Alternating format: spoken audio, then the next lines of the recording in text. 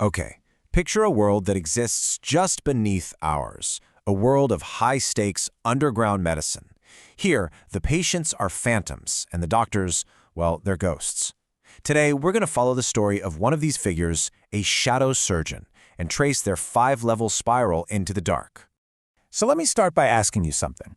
Imagine you were the best of the best in med school, a brilliant future right in front of you.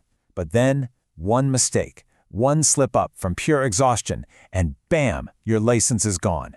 You're 26, you're drowning in $300,000 of debt, and you're scrubbing floors just to eat.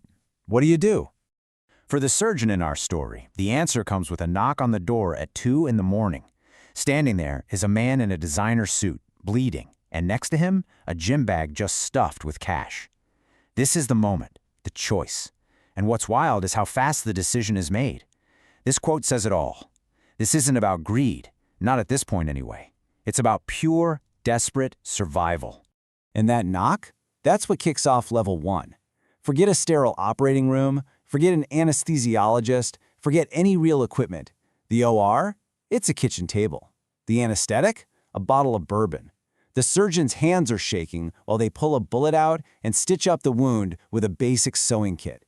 This is as raw and as desperate as it gets. $5,000 in cash. Probably more money than our surgeon has ever seen in one place. And that's the hook. That one payment makes this impossible, terrifying choice feel possible. It's the moment the decision is cemented, the first real step into this whole other world. So obviously this wasn't just a one-and-done deal. That first act of desperation didn't just solve a problem, it opened a door. And pretty soon, the surgeon isn't just getting by, they're actually building a reputation in the criminal underworld. So let's see how things start to escalate. All right, here's the roadmap of the descent. We've just covered level 1, the kitchen medic. Now we're going to follow the journey to becoming an alley stitcher, then a ghost doc, a syndicate surgeon, and finally, the endgame, becoming a legend. By age 29, our surgeon hits level 2.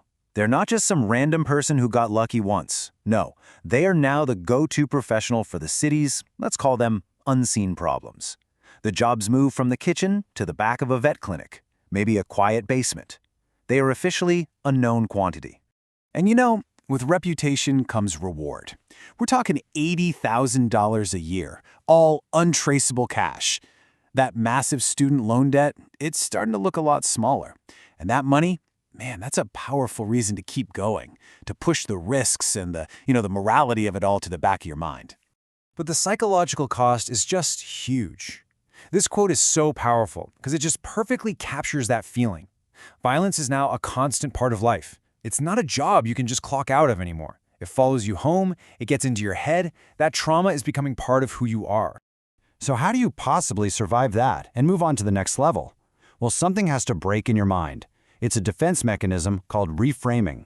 You can't see the people on your table as people anymore, as fathers or sons or daughters. They just have to become biological machines, a car engine that needs a part replaced. That detachment is the only thing that lets you keep going. And this table really shows you the trade-off. By 33, our surgeon is now the ghost doc. The money is staggering. We're talking 25 grand for a single surgery. But what's the cost? Well, your real name is gone. You're an alias now. And a personal life? Forget about it. Total isolation. Friends, family, they're not just distant, they're a liability. So you cut all ties. And that leads us to level 4. This is it. This is the point of no return. The surgeon is 40 years old now, and they've climbed to the very top of the black market food chain. They're not a freelancer anymore taking calls from whoever. Now they work exclusively for one of the biggest criminal organizations out there. Being exclusive pays pretty well, as you can imagine. $500,000 a year. And that's just the retainer, just to be on call. This is the final step. You're not an independent operator anymore. You're a full-blown asset. You belong to the syndicate. And the work at this level it's extreme. It's way beyond patching up gunshot wounds. The new specialty is something called face changing, literally giving wanted fugitives brand new identities with illegal plastic surgery. At this point, any little piece of morality that was left, it's been completely snuffed out. This is all business. Just think about the sheer amount of work. Over 100 major procedures, all completely off the books. This isn't a side gig, this is a whole career, built on two things: incredible surgical skill and absolutely zero ethics. And this is what it all adds up to. $18 million, stashed away in untraceable offshore accounts. This is it, the peak. The surgeon could just vanish, retire to a private island, and never work another day in their life. But they don't. And this is exactly why they can't stop. You have all that money, but you're left with this deep, profound emptiness. The surgeon doesn't even know who they are anymore. Their entire identity, their whole sense of self is wrapped up in being this ghost. The question has changed from, what have I done, to, who am I? Which brings us to the final, terrifying stage, Level 5. This isn't a victory lap, it's the endgame. And being a legend in this world, well, it doesn't mean you're admired. It means you've got a giant target painted on your back. So here's the ultimate paradox, right? You are the most infamous, most wanted doctor on the planet. Every major law enforcement agency is hunting for you, but you're still a ghost. They have a huge file on your work, but no name, no picture, no real identity. You're literally everywhere and nowhere at the same time. But you can't stay a ghost forever. The net always gets tighter. And it's the little things that get you, right? The small mistakes you make after years on the run. The paranoia starts to creep in. And then there's the cold, hard truth of the business. There is always someone younger, hungrier, and cheaper waiting to take your spot. Even the people who pay you are already looking for your replacement. And so we get to the end, the only end there can be. It's pretty ironic when you think about it. The surgeons spent a career stopping other people's stories from ending too soon, but now their own story is over. There's no way out. There are only 2 doors at the end of this hall, and neither of them leads anywhere you want to go. Door number 1, you get caught. You live out your days in a concrete cell, and you become nothing more than a case study for FBI trainees.